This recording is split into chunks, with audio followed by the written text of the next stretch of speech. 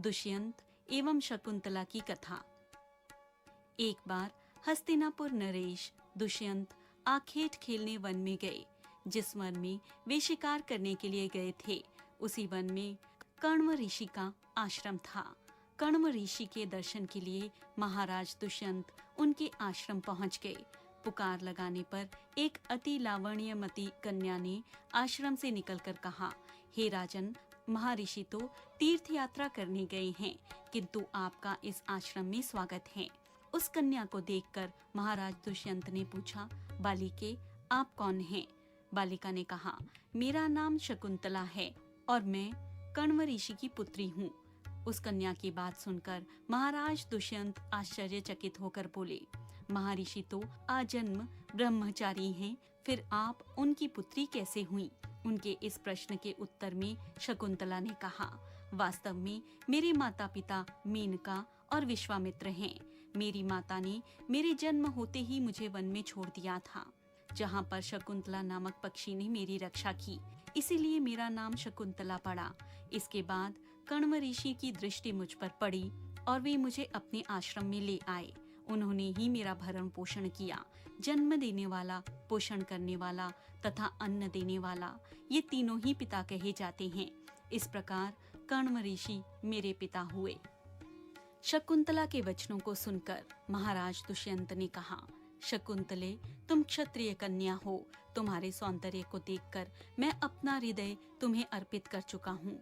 यदि तुम्हें किसी प्रकार की आपत्ति न हो तो मैं तुमसे विवाह करना चाहता हूँ।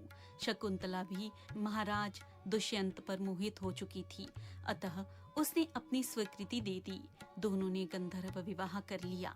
कुछ काल बाद महाराज दुष्यंत ने शकुंतला के साथ विहार करते हुए वन में ही व्यतीत किया। फिर एक दिन वे शकुंतला से बोले, प्रियतमे, मुझे अब अपना राज्य कार्य देखने के लिए हस्तिनापुर प्रस्थान करना होगा। महाराज कण्व के तीर्थ यात्रा से लौट आने पर मैं तुम्हें यहाँ से विदा कराकर अपने राजभवन में ले जाऊंगा। इतना कहकर महाराज ने शकुंतला को अपने प्रेम के प्रतीक के रूप में अपनी स्वर्ण मुद्रा दे दी और हस्तिनापुर चले गए। एक दिन उसके आश्रम में दुर्वासा ऋषि पधारे। महाराज दुष्यंत के विरह में लीन होने के कारण शकुंतला को उनके आगमन का ज्ञान ही नहीं हुआ और उसने दुर्वासा ऋषि का यथोचित स्वागत सत्कार नहीं किया। दुर्वासा ऋषि ने इसे अपना अपमान समझा और क्रोधित होकर बोले, बालिके, मैं तुझे श्राप देता हूँ कि जिस किसी के ध्यान में लीन होकर तूने मेरा निरादर किया है, वह तुझे भूल जाएगा। दुर्वासा ऋषि के श्राप को सुनकर शकुंतला का ध्यान टूटा। वह उनके चरणों में गिरकर क्षमा याचना करने लगी। शकुंतला की क्षमा प्रार्थना से द्रवित होकर दुर्वासा ऋषि ने कहा, अच्छा, यदि तेरे पास उसका कोई प्रेम चिन्ह होगा तो उस चिन्ह को देखकर उसे तेरी स्मृति हो आएगी। महाराजा दुष्यंत के साथ सहवास से शकुंतला गर्भवती हो गई थी। कुछ काल पश्चात कण्व ऋषि तीर्थ यात्रा से लौटे। तब शकुंतला ने उन्हें महाराजा दुष्यंत के साथ अपने गंधर्व विवाह के विषय में बताया। इस पर महर्षि कण्व ने कहा, पुत्री, विवाहित कन्या का पिता के घर रहना उचित नहीं है। अब तेरे पति का घर ही तेरा घर है। इतना कहकर महर्षि ने शकुंतला को अपने शिष्यों के साथ हस्तिनापुर भिजवा दिया। मार्ग में एक सरोवर में आचमन करते हुए महाराज दुष्यंत द्वारा दी गई शकुंतला की अंगूठी, जो प्रेम चिन्ह थी, सरोवर में गिर गई।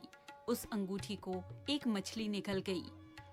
महाराज दुष्यंत के पास पहुंचकर कण्व ऋषि के शिष्यों ने शकुंतला को उनके सामने खड़ी करके कहा, महाराज, शकुंतला आपकी पत्नी है, आप इसे स्वीकार करें। महाराज तो दुर्वासा ऋषि के श्राप के कारण शकुंतला को विस्मृत कर चुके थे, अतः उन्होंने शकुंतला को स्वीकार नहीं किया और उस पर उल्टा होने का लांछन लगाने लगे।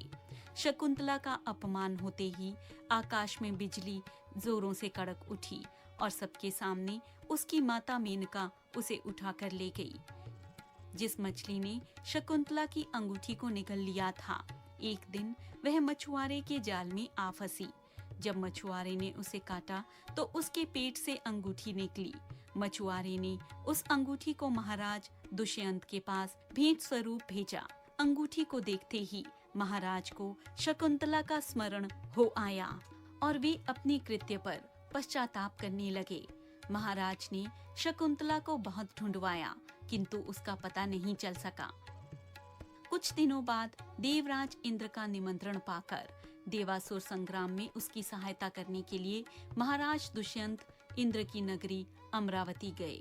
संग्राम में विजय प्राप्त करने के पश्चात जब वे आकाश मार्ग से हस्तिनापुर लौट रहे थे तो उन्हें कश्यप ऋषि का आश्रम दृष्टिगत हुआ। उनके दर्शनों के लिए वे वहां रुक गए। आश्रम में एक सुंदर बालक भयंकर सिंह के साथ खेल रहा था। मेनका ने शकुंतला को कश्यप ऋषि के पास लाकर छोड़ा था तथा वह बालक शकुंतला का ही पुत्र था। उस बालक को देखकर महाराज के हृदय में प्रेम की भावना उमड़ पड़ी। वे उसे गोद में उठाने के लिए आगे बढ़े तो शकुंतला की सखी चीख उठी, हे भद्र पुरुष, आप इस बालक को न छुएं, अन्यथा उसकी भुजा में बंधा काला डोरा सांप बनकर आपको डस लेगा। यह सुनकर भी दुष्यंत स्वयं को न रोक सके और बालक को अपनी गोद में उठा लिया। अब सखी ने आश्चर्य से देखा कि बालक की भुजा में बंधा काला गंडा पृथ्वी पर गिर गया है।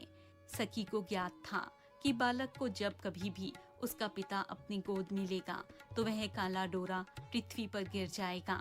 सखी ने प्रसन्न होकर समस्त वृतांत शकुंतला को सुनाया। शकुंतला महाराज दुष्यंत के पास आई। महाराज ने शकुंतला को पहचान लिया। उन्होंने अपने कृत्य के लिए शकुंतला से क्षमा याचना की और कश्यप ऋषि की आज्ञा लेकर उसे अपने पुत्र सहित अपने साथ हस्तिनापुर ले आए। महाराज दुष्यंत और शकुंतला का यह पुत्र भरत के नाम से प्रसिद्ध हुआ।